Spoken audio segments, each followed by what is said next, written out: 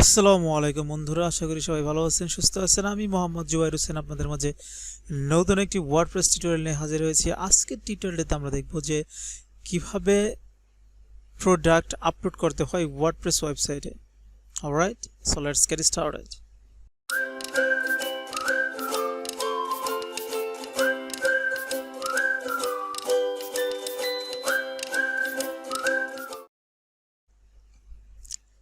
প্রথমত আমাদেরকে WooCommerce প্লাগইনটি install করে নিতে হবে আমাদের ওয়ার্ডপ্রেস ব্যাকএন্ড থেকে, এবং আমরা সবাই জানি কিভাবে ওয়ার্ডপ্রেস ব্যাকএন্ডে লগ ইন করতে হয়। অলরাইট, সো WooCommerce প্লাগইনটি ইনস্টল করার পরে আমরা দেখতে পাবো যে একটি প্রোডাক্ট নামের একটি মেনু বার ড্যাশবোর্ডে অ্যাড হয়েছে। যদি WooCommerce প্লাগইনটি ইনস্টল করা না থাকে সেক্ষেত্রে এই অপশনটা কিন্তু এখানে থাকবে না।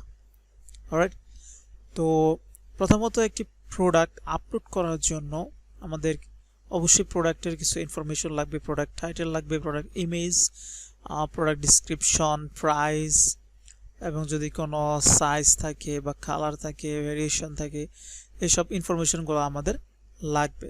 তো আপনি যদি ক্লায়েন্টের জন্য কাজ করে থাকেন তাহলে অবশ্যই এগুলো ক্লায়েন্টে আপনাকে প্রোভাইড করে থাকবে, এবং যদি আপনার নিজস্ব ওয়েবসাইট হয় তাহলে তো আপনি এই ইনফরমেশনগুলো আপনাকেই ম্যানেজ করতে হবে। অলরাইট, তো প্রথমত প্রোডাক্ট আপলোড করার জন্য সাপোজ আমরা যে কোনো একটি প্রোডাক্ট ধরতে পারি, সেটা হচ্ছে একটি হেডফোন। যদি আমরা ধরি তাহলে আমরা গুগল থেকে একটি প্রোডাক্ট কপি করে আনছি আপাতত। অলরাইট, তো প্রথমত আমাদের প্রয়োজন হচ্ছে একটা ইমেজ। তো আমরা গুগল থেকে একটি ইমেজ নিয়ে নিচ্ছি। প্রথম ইমেজটি আমরা নিয়ে নিচ্ছি, সেভ করে নিচ্ছি ডাউনলোডে। অলরাইট, তো এরপরে আমাদের দরকার হচ্ছে টাইটেল। তো টাইটেলটাও আমরা কপি করে নিচ্ছি। আমরা যদি একটি ওয়েবসাইটে ঢুকি তাহলে আমরা খুব সহজেই টাইটেলগুলো কপি করতে পারবো। ওকে, এই প্রোডাক্টে যদি আমরা ধরি সাপোজ, তো এই প্রোডাক্টের টাইটেল হচ্ছে এইটা। তো টাইটেলটা আমরা কপি করে নিচ্ছি। তো কপি করার পরে আমাদেরকে ব্যাকএন্ডে আসতে হবে, এবং ব্যাকএন্ড থেকে আমাদেরকে যেতে হবে প্রোডাক্টস, এবং প্রোডাক্টস থেকে অ্যাড নিউ। যেহেতু আমরা নতুন একটি প্রোডাক্ট অ্যাড করতে যাচ্ছি সেক্ষেত্রে আমাদেরকে অ্যাড নিউ ক্লিক করতে হবে, এবং অ্যাড নিউ ক্লিক করার পরে আমরা আমাদের কাঙ্ক্ষিত প্রোডাক্টটি অ্যাড করতে পারবো।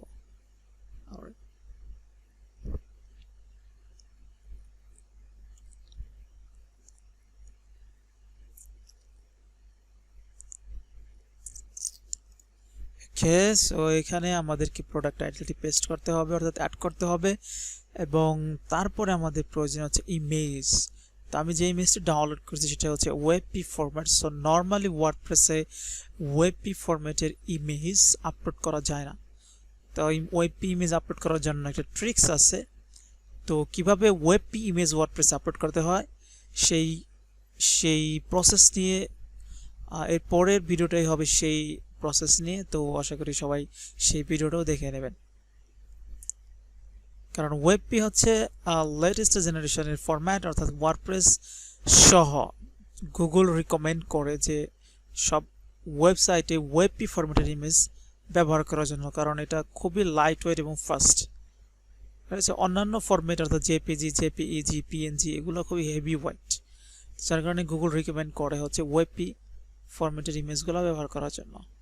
অলরাইট, তো আমরা হচ্ছে ইমেজ দরকার আমাদের। তো একটা ইমেজ যদি আমরা এইটা নেই,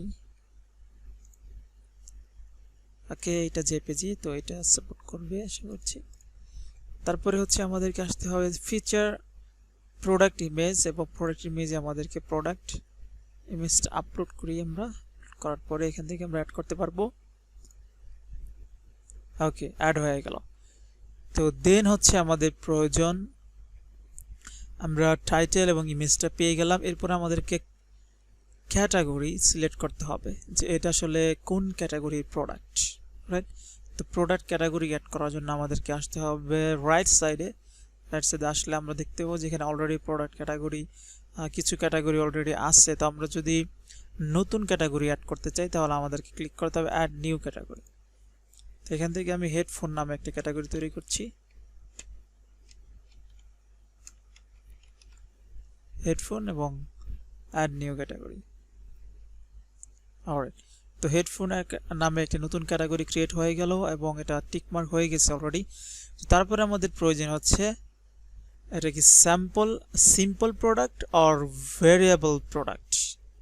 তো সিম্পল প্রোডাক্ট কি আর ভেরিয়েবল প্রোডাক্ট কি, সেটা হচ্ছে যদি সিম্পলি আমরা বলি সিম্পল প্রোডাক্ট হচ্ছে উইদাউট ভেরিয়েশন, লাইক এটা একটা মাত্র কালার আছে এবং একটাই প্রাইস, এরকম প্রোডাক্ট হচ্ছে সিম্পল প্রোডাক্ট, এগুলোকে বলা হয় সিম্পল প্রোডাক্ট। আর ভেরিয়েবল প্রোডাক্ট হচ্ছে যে different colour different price. Okay, different colour different price. Like যদি আমরা রিয়েল টাইম এক্সাম্পল দেখি তাহলে এমনটা অনেক সময় হয় যে একটা শার্ট রেড কালারের দামটা $10, আবার ইয়েলো কালারের দামটা হচ্ছে $15। তো এই একই শার্ট কালার ভেদে যে দামের যে পার্থক্যটা সেটাই হচ্ছে ভেরিয়েবল প্রোডাক্ট। অলরাইট, তো সিম্পল প্রোডাক্ট যদি আমরা অ্যাড করতে চাই, সাপোজ এটাকে আমরা সিম্পল প্রোডাক্ট হিসেবে অ্যাড করছি এবং পরবর্তীতে আমরা ভেরিয়েবল প্রোডাক্টও অ্যাড করা দেখাবো। তো আমাদের সিম্পল প্রোডাক্ট থাকলে এখানে সিম্পল প্রোডাক্টই থাকবে এবং রেগুলার প্রাইস যদি আমরা দিতে চাই, সাপোজ এটাই দিচ্ছি, এবং সেল প্রাইস, রেগুলার প্রাইসটা তো আমরা সবাই বুঝি এবং সেল প্রাইসটা আমরা বুঝি, অর্থাৎ রেগুলার প্রাইস থেকে সেল প্রাইসটা কিছুটা কম হবে, এর বেশি যদি আমরা দিই তাহলে এটা হবে না। এটা রেগুলার প্রাইস হচ্ছে সাপোজ আমরা $34 দিলাম এবং এটাকে যদি আমরা 35 করে দিচ্ছি তাহলে এখানে দেখাচ্ছে যে less than the regular price, অর্থাৎ এটা ডিসকাউন্ট প্রাইস বলা চলে, যে রেগুলার এই প্রাইস থাকে তো বর্তমানে সেল প্রাইসটা হচ্ছে একটু কম। তো আমরা দিচ্ছি 33.00। ওকে, তো এটাই হচ্ছে সিম্পল প্রোডাক্ট। এবং সিম্পল প্রোডাক্টের যদি কোনো ভেরিয়েশন থাকতে পারে, যেমন দাম একই কিন্তু কালার আছে ডিফারেন্ট কালার, সেটাও সিম্পল প্রোডাক্টের আওতায় পড়বে। তো কিভাবে আমরা সেই ভেরিয়েশনটা অ্যাড করতে পারি, অর্থাৎ কালার ভেরিয়েশন, প্রাইস সেম কিন্তু ডিফারেন্ট কালার থাকতে পারে, একটা কালার একটা শার্ট সেটা রেড হতে পারে, ব্ল্যাক হতে পারে, ইয়েলো হতে পারে, কিন্তু প্রাইস সেম, এরকম কিন্তু অহরহ প্রোডাক্ট আমাদের বাংলাদেশেও আছে। অলরাইট, তো আমরা যদি এই যে কালার ভেরিয়েশন সেটা যদি আমরা অ্যাড করতে চাই তাহলে আমাদেরকে যেতে হবে হচ্ছে অ্যাট্রিবিউট, এবং অ্যাট্রিবিউট থেকে আমাদেরকে চুজ করতে হবে কাস্টম প্রোডাক্ট অ্যাট্রিবিউট এবং অ্যাড করার পরে আমাদেরকে এখানে সিলেক্ট করতে হবে কালার, অর্থাৎ অ্যাট্রিবিউট নেমটা কি কালার বা কালার্স, এবং এর ভ্যালুটা কি অর্থাৎ ব্ল্যাক সাপোজ, এবং ব্ল্যাক দেওয়ার পরে একটি স্পেস দেওয়ার পরে আমাদেরকে অর চিহ্ন, এটাকে অর চিহ্নই বলে প্রোগ্রামিং এর ভাষায়। তো একটা অর চিহ্ন, তারপরে অন্য আরেকটা কালারের নেম রেড, তারপরে আবার অর চিহ্ন, তারপরে হচ্ছে ইয়েলো। অলরাইট, তো এখানে কালারটা অ্যাড করার পরে আমাদেরকে দেখতে হবে যে এই টিক মার্ক অবশ্যই চেক করে দিতে হবে visible on the product page, অর্থাৎ এই যে অপশনটা সেটা প্রোডাক্ট পেজে ভিজিবল হবে। যদি টিক মার্ক না দেই তাহলে এটা ভিজিবল হবে না। Simple save attribute. তো সেভ অ্যাট্রিবিউট করার পরে আমরা যদি চাই তাহলে আমরা প্রাইস অ্যাড করতে পারবো, কিন্তু যেহেতু এটা সিম্পল প্রোডাক্ট তো সেহেতু ডিফারেন্ট কালারের জন্য ডিফারেন্ট প্রাইস ইনপুট দেওয়ার কোনো প্রয়োজন নেই, কারণ প্রাইস যেহেতু সেম, আর আমরা জেনারেল থেকে আমরা যে প্রাইস দিচ্ছি সব কালারের জন্য এই প্রাইসটাই গণ্য হবে। অলরাইট, তো তারপরে হচ্ছে আমাদের শর্ট ডিসক্রিপশন, এটা হচ্ছে শর্ট ডিসক্রিপশন।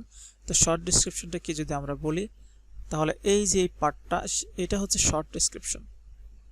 অলরাইট, এবং লং ডিসক্রিপশনটা হচ্ছে এইটা ডিটেলস, অর্থাৎ আমরা যে যদি ফুল ডিসক্রিপশন দিতে চাই বা ইন ডিটেলস যদি প্রোডাক্ট সম্পর্কে বলতে চাই তাহলে আমাদেরকে আমরা যে টেক্সট বা ডিসক্রিপশনে যে কন্টেন্ট অ্যাড করব সেটা এইখানে শো করবে। ওকে, সো আমরা কপি করে নিচ্ছি, যদি এখান থেকে আমরা কপি করে নিই, কপি করে যদি আমরা শর্ট প্রোডাক্ট ডিসক্রিপশনে যদি বসাই তাহলে এটা এখানে বসানো হলো। তারপর হচ্ছে লং ডিসক্রিপশন বা মেইন ডিসক্রিপশন যেটা অলরেডি। তো এখান থেকে যদি আমরা কপি করে নিই এবং এখানে যদি পেস্ট করে দিই, অলরাইট। তো এটা হচ্ছে কমপ্লিট একটি সিম্পল প্রোডাক্ট অ্যাড করার সিস্টেম। অবশ্যই তারপরে অবশ্যই পাবলিশ করে দিতে হবে, রাইট?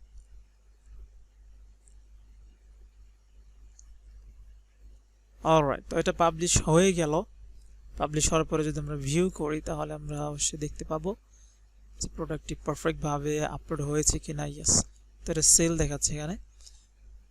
তো আমরা দেখতে পাচ্ছি আমাদের টাইটেল রয়েছে এবং সেল প্রাইস এবং রেগুলার প্রাইস। অর্থাৎ রেগুলার প্রাইস $34 ছিল এবং বর্তমানে সেল প্রাইস হচ্ছে এটা। এবং আমরা দেখতে পাচ্ছি শর্ট ডিসক্রিপশন চলে এসেছে এবং এভরিথিং ডিটেলস ডিসক্রিপশনও চলে এসেছে। অলরাইট, তো এইবার যদি আমরা দেখি যে এই প্রোডাক্টটি সাপোজ আমরা ভেরিয়েবল প্রোডাক্ট হিসেবে যদি অ্যাড করতে চাই তাহলে আমাদেরকে সেম, এভরিথিং ইজ সেম। এখানে ডিসক্রিপশন, ক্যাটাগরি এবং হচ্ছে ইমেজেস। তো আমরা যদি গ্যালারি অ্যাড করতে চাই, সাপোজ প্রোডাক্টের অনেক সময় গ্যালারি থাকে, তাহলে আমাদেরকে এখানে গ্যালারি আমরা ইমেজগুলো এখান থেকে অ্যাড করতে পারবো। সাপোজ গ্যালারি কি, গ্যালারি হচ্ছে যেমন এই প্রোডাক্টের 3টা ইমেজ আছে টোটাল, একটা হচ্ছে মেইন ইমেজ এবং 2টা হচ্ছে অ্যাডিশনাল ইমেজ বা গ্যালারি ইমেজ বলা চলে এটাকে। তো আমরা সেই গ্যালারি ইমেজটা এখান থেকে অ্যাড করতে পারবো। তো আমি এই ইমেজটাই আবার অ্যাড করে দিচ্ছি এখানে দ্বিতীয়বারের মতো। তো এটা কিছুটা লোডিং হচ্ছে।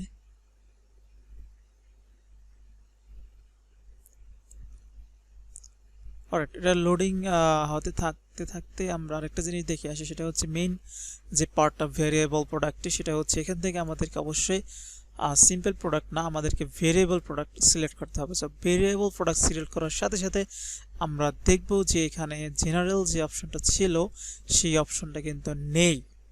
অর্থাৎ আমি সিম্পলে যদি ক্লিক করি তাহলে এটা জেনারেল অপশন নামে অপশনটা আছে, কিন্তু আমি যদি ভেরিয়েবলে ক্লিক করি তাহলে এখানে জেনারেল অপশনটাই নেই। তার পরিবর্তে এখানে আসছে SKU, অর্থাৎ প্রোডাক্টের যে একটা কোড থাকে সেই কোডটা আমরা এখানে বসাতে হবে আমাদেরকে, বা বসাতে পারবো। তো এখানে নতুন একটি অপশন অ্যাড হয়েছে, সেটি হচ্ছে ভেরিয়েশন। এই ভেরিয়েশনটা কিন্তু আগে ছিল না, তো এখন এটা অ্যাড হয়ে গেছে ভেরিয়েশন নামে। তো আমরা সেম ভাবে আমাদের অ্যাট্রিবিউট অ্যাড করতে হবে কালার্স। সো আমরা যেহেতু অলরেডি কালার অ্যাড করেছি, তো আমরা চাইলে মাল্টিপল, অর্থাৎ আমরা চাচ্ছি আরেকটা অ্যাট্রিবিউট অ্যাড করার জন্য, সেটা হচ্ছে সাইজ।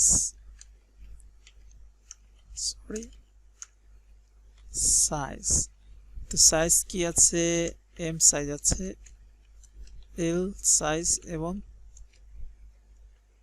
এক্সেল সাইজ, 3টা সাইজ আমরা অ্যাড করলাম। তো আমাদেরকে অবশ্যই ইউজড ফর ভেরিয়েশন এখানে টিক মার্ক দিতে হবে এবং তারপরে সেভ অ্যাট্রিবিউট।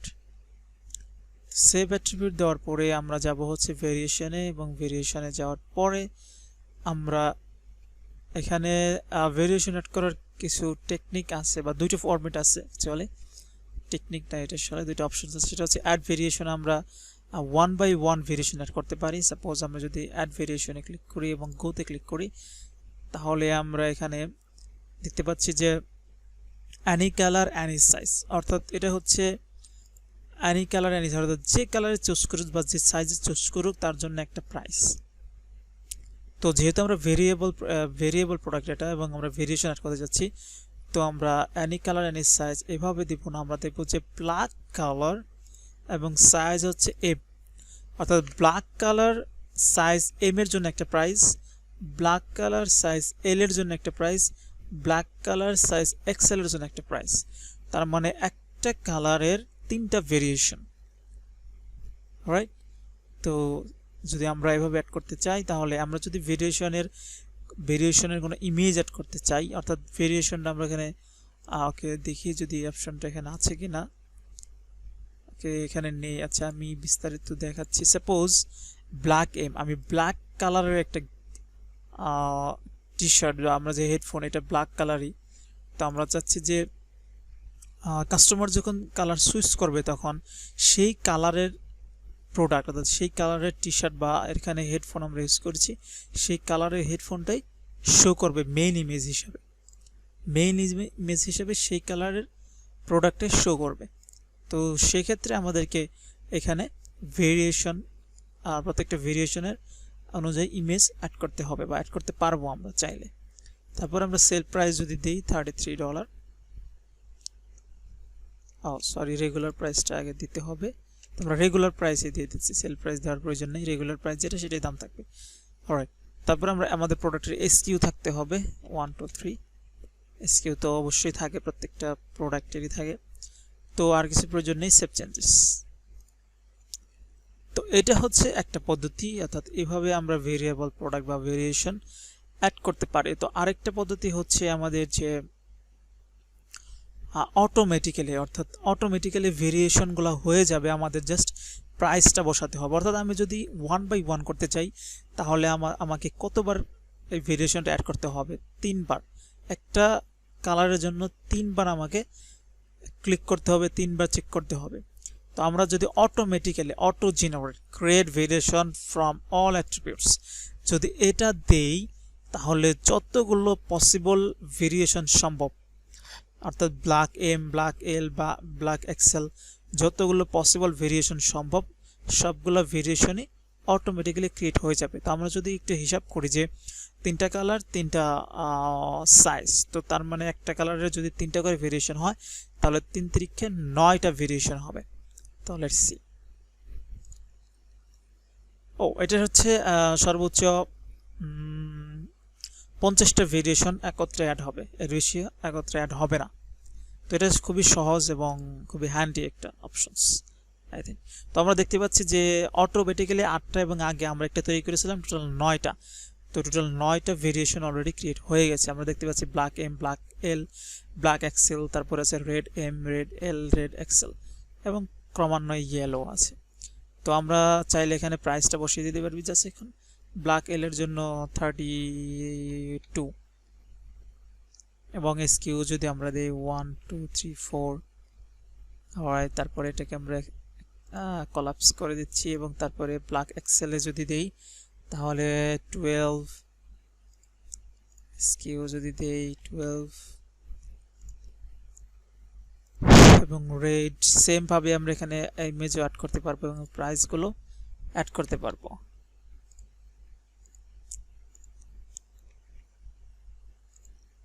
তা আমি তাড়াতাড়ি করার জন্য আমি কি ধরনের প্রাইসগুলো দিয়ে যাচ্ছি। তো আপনারা আশা করি বুঝতে পেরেছেন কিভাবে ভেরিয়েবল প্রোডাক্ট অ্যাড করতে হয় এবং ভেরিয়েশন কিভাবে অ্যাড করতে হয়, ডিফারেন্ট প্রাইসের ভেরিয়েশন কিভাবে অ্যাড করতে হয় সেটাও আপনারা শিখে ফেলেছেন।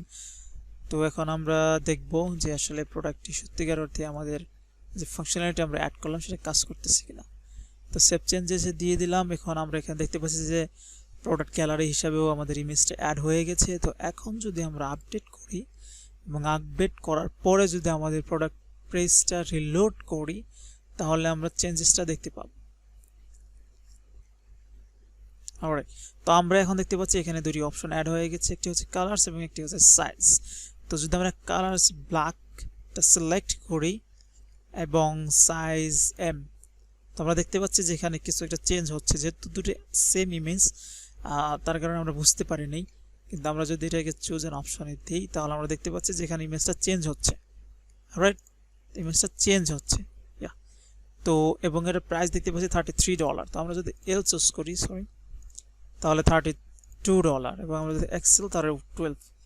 আমরা দেখতে পাচ্ছি যে আমাদের ফাংশনালিটি ঠিকঠাক মতো কাজ করতেছে।